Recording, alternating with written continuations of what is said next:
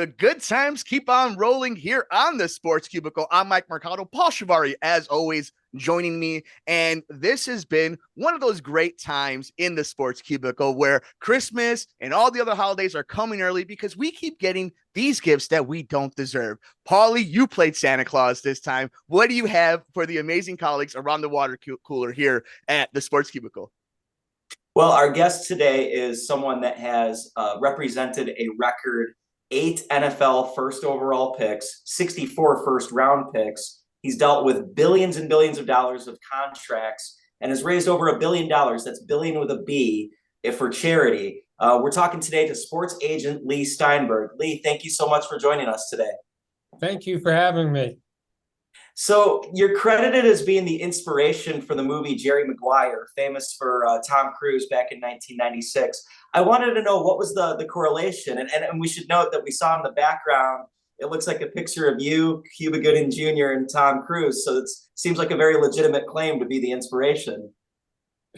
So in 1993, a film director and writer, Cameron Crowe, called me up and asked if he could follow me around to gain atmosphere for a picture that would be based on a sports agent. So he came with me to the NFL draft in 1993, where I had Drew Bledsoe as the first pick. He came up to the press conference with Bill Parcells in Boston. He came to the league meetings where I was showing off a free agent named Tim McDonald. He came with me to Pro Scouting Day at USC.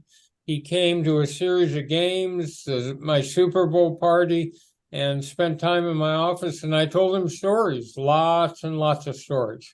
And he went off and wrote a script. And then I was technical advisor. So my job was to make sure the willing suspension of disbelief that holds you in a motion picture, the dialogue's not phony, the look on the set's not phony, got preserved. And then he gave me a young actor named Cuba Gooding Jr. to take with me to the Super Bowl in Phoenix.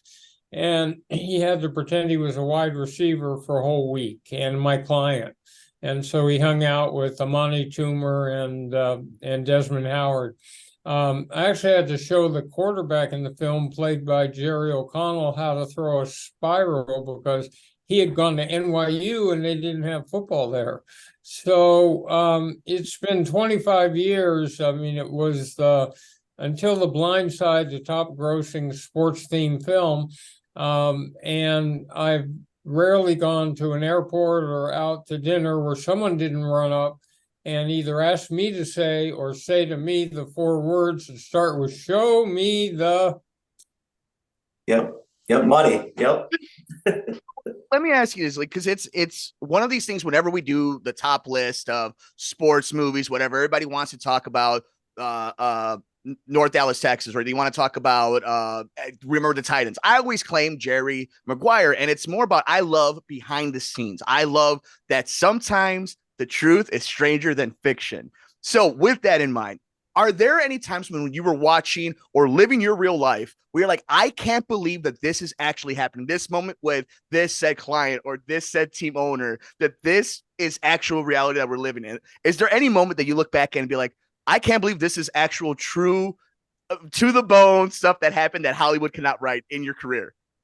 So in 1975, I was a young lawyer, and Steve Bartkowski, who lived in my dorm when I was a dorm counselor, became the first pick overall in the draft. And so he asked me to represent him. There really wasn't organized sports agentry then. So we fly back to Atlanta, and I've grown up in Los Angeles and went to school at Berkeley, where we keep sports in perspective. So we arrive at the airport, and there are Klieg lights flashing in the sky like for a movie premiere. A huge crowd is pressed up against the police line. And the first thing we hear is we interrupt the Johnny Carson show, late news, to bring you a special news bulletin. Steve Bartkowski and his attorney have just arrived at the Atlanta airport. We switch you live for an in-depth interview. That was pretty unreal. And it showed me how communities venerated athletes and saw them as the movie stars and celebrities. There was another time where Warren Moon and I had gone through years and years and years of lawyer and client, 23 years, and he asked me to present him at the Hall of Fame. And so I gave the presenting speech, and we had been together for so long, and he became the first African-American quarterback in the modern era to enter the Hall of Fame.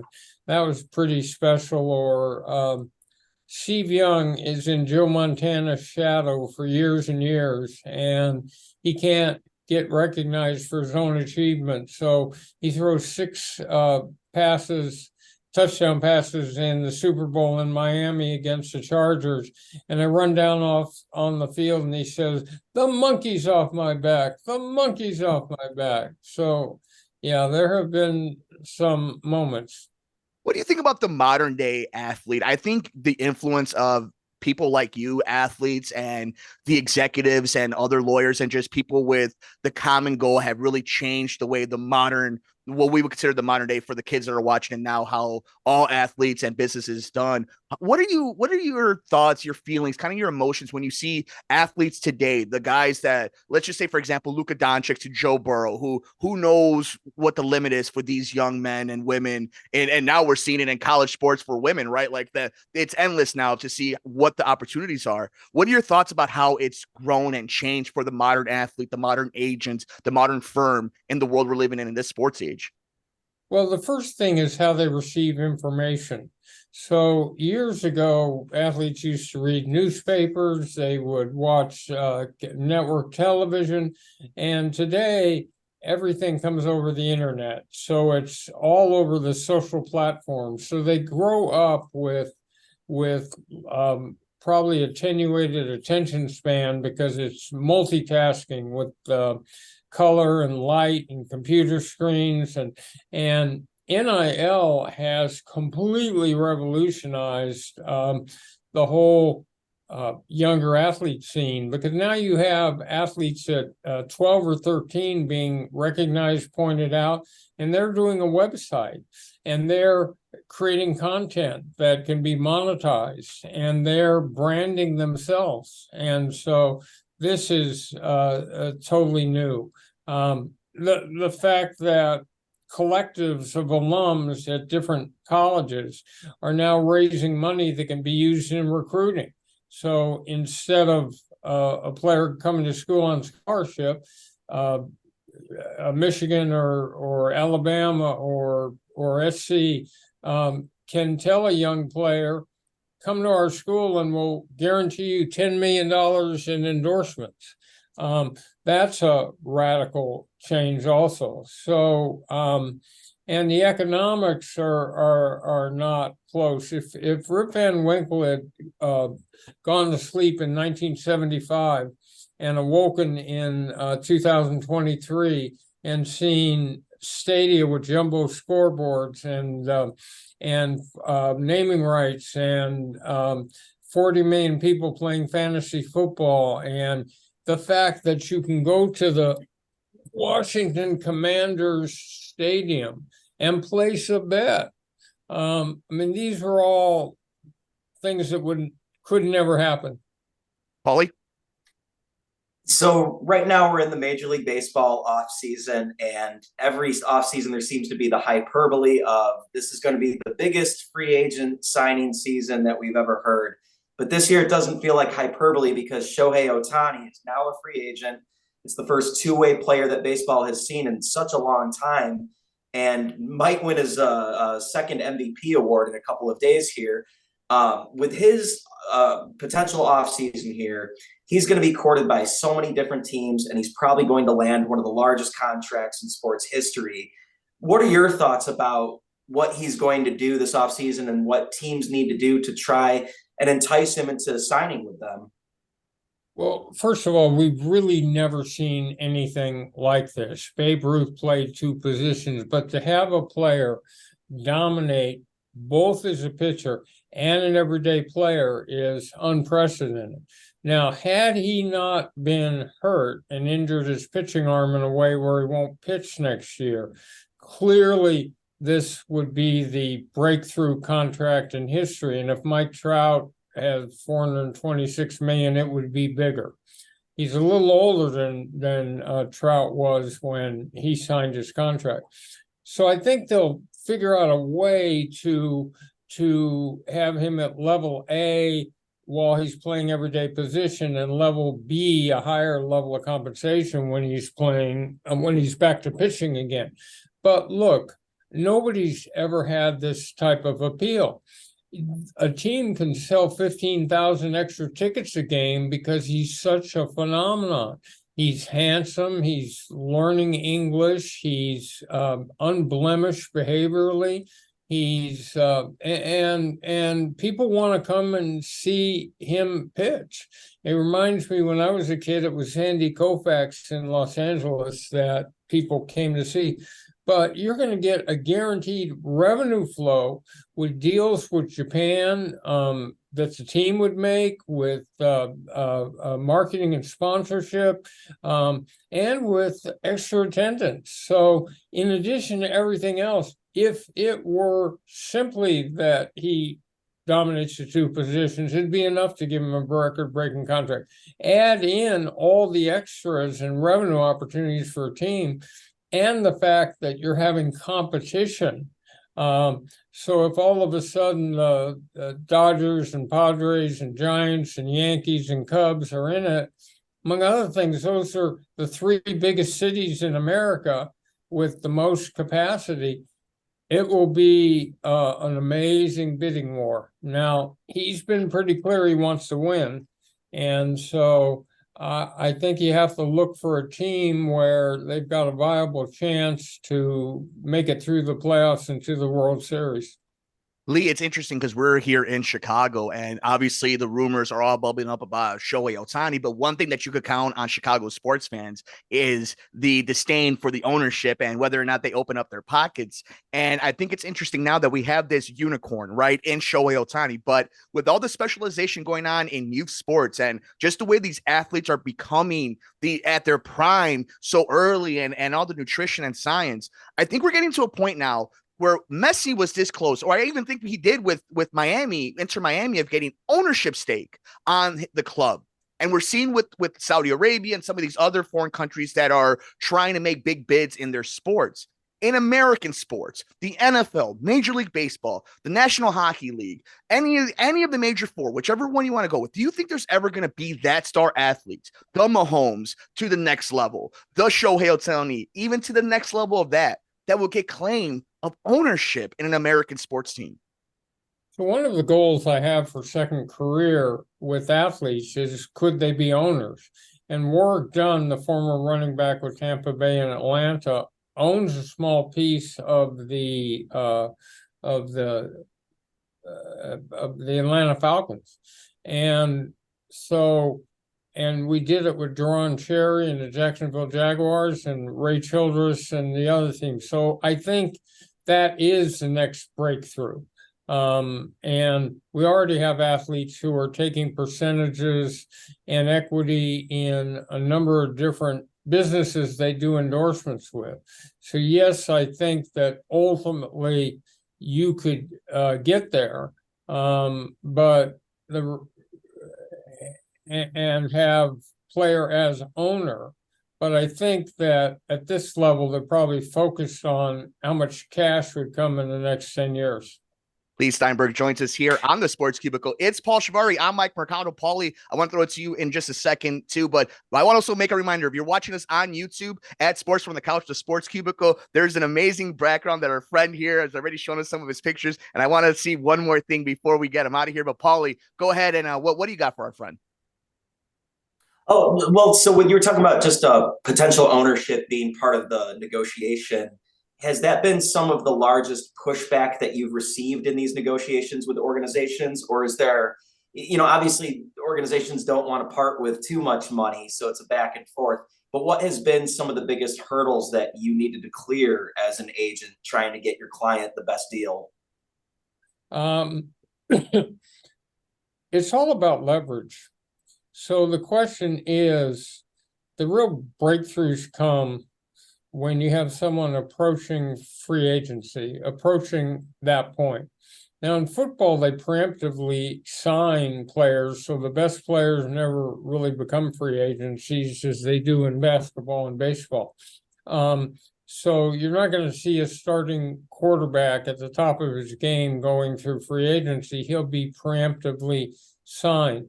I think the concept of equity and ownership is something there'd be real pushback on, because Commanders just sold for over $6 billion. And then what would you do with that stake? If you're a retired player, you could be part of the organization. But the point is, unless there's a sale or unless you have a structure that would give you a percentage of profits, it's pretty difficult. Are you part of these, or have you been part of any of these TV deals that go down with the NBA, the NHL, NFL, MLB? Are you there when you're hearing some of the bigwigs at Disney or Fox talking with some of these commissioners and owners, and how turbulent of a thing it is? Because right now it's one of these things that's become not even inside baseball anymore, but TV rights, that everybody's looking for the TV rights, or are they going to be moving to streaming? We just saw with Thursday Night Football on Amazon. Does that still intrigue you? Is that something that still is kind of that another new age of revenue that's going to be coming in, where these TV deals are just unbelievable? So what you have are what's called loss leader bidding, which is, it's the same concept. If a drugstore in Chicago offered a ice cream cone for 25 cents, the whole goal is to get you in the store so you buy a number of different things. They won't make a profit on the ice cream. And it's the same way with the diversity and hundreds of competing channels. How does a network get any focus on its Monday through Friday broadcast? So back in years ago, I gave a party at the Super Bowl on the back lot of 20th Century Fox, and Rupert Murdoch came. And I said to him, Rupert, you're not, your Fox network is a bunch of test patterns late at night with a big Indian, and nobody's really watching 21 Jump Street and Beverly Hills 90210. But if you will bid on NFL football, then every Sunday you can throw the promos for your Monday through Friday broadcasting, and the bottom line of your network will go up. And so you have to do a different type of economics. And that's what the NFL has done and baseball has done, and brilliantly. So right now, it's not about whether or not you can get ads that will recoup your rights fee bid. It's about whether or not the bottom line effect is to add value to your network. And so it's an amazing time that way. Well, years ago, I realized that the whole battle between agents and owners and teams wasn't really helpful. Because if you have a negotiation for a player and he's complaining he's only making $8 million instead of 14, that just pushes fans away.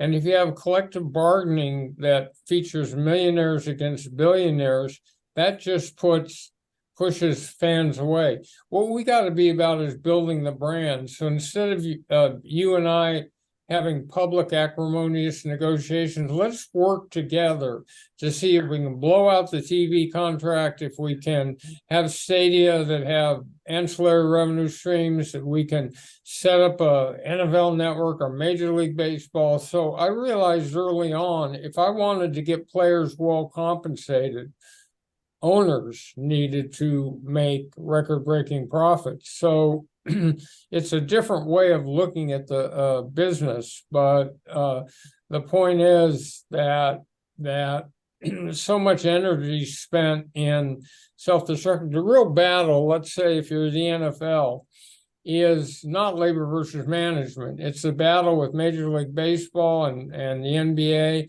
and Walt Disney World and home box office and Netflix and every other form of discretionary entertainment spending. Paulie, you want to bring us home with our last question? Because I could do this all day. We still got to find out what's going on with that President Obama picture behind us. Speaking of Chicago, right? Paulie, the last question, because this has been absolutely amazing. Well, before we let you go, Leigh, I wanted to give you a chance to highlight your philanthropic efforts. I'm reading that you've worked with Children Now, Children's Miracle Network, a lot of children's charities. And I just wanted to give you the opportunity to kind of speak about that and if there was anything that you were working on currently.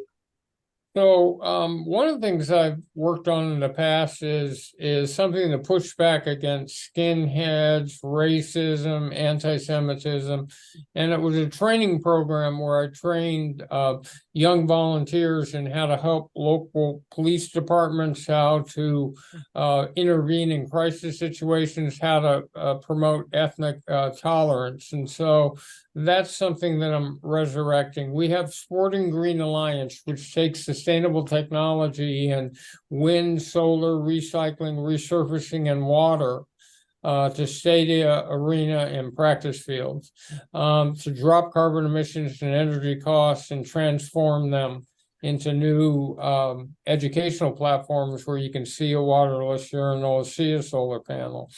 And I've discovered a new set of modalities in health and wellness, which can stimulate athletic performance in critical situations, can return a player to service quicker, and it's hyperbaric oxygen and stem cells and blue, white, and red light and nano-V and cognitive treatments. And I continue to work on the concussion issue always. Leigh, you're one of our favorite guests. I could already put that on there, and I could tell you the people of Chicago are going to be ecstatic to hear this. And we're going to make sure that we post all over the socials, all the places that they could support you. They could follow you on the socials, websites, and whatnot, because not only are you an intriguing person, you're a fun conversation, but you are one of these people that it's just intriguing to watch all the great work that you have done and the work that your team is doing and the story that you all tell. Now, before we let you go, for the people watching the video, what's going on with former president? Oh, you know what? I assume you've met President Obama. How many presidents have you met? Well, I think about it. Unbelievable. I told you, Ronald Reagan, I met when he was governor of California. I met the older George Bush. I sat at a Dallas Cowboy game with him. Bill Clinton, Obama. I've met President Trump when he was the owner of the New Jersey Blue Devils. I've met Joe Biden. Quite a few of them. You're amazing. Paulie, bring us home. That's really impressive, Leigh. Thank you so much for joining us today. We could do this for hours and hours, but we want to thank you for your time today. You've been very helpful, very informative, and just quite a career. It's very, very inspirational to see what you've been up to. Thank you, guys. Good luck. We got more coming up next here on the Sports Cubicle. He's Paul Shivari. I'm Mike Mercado.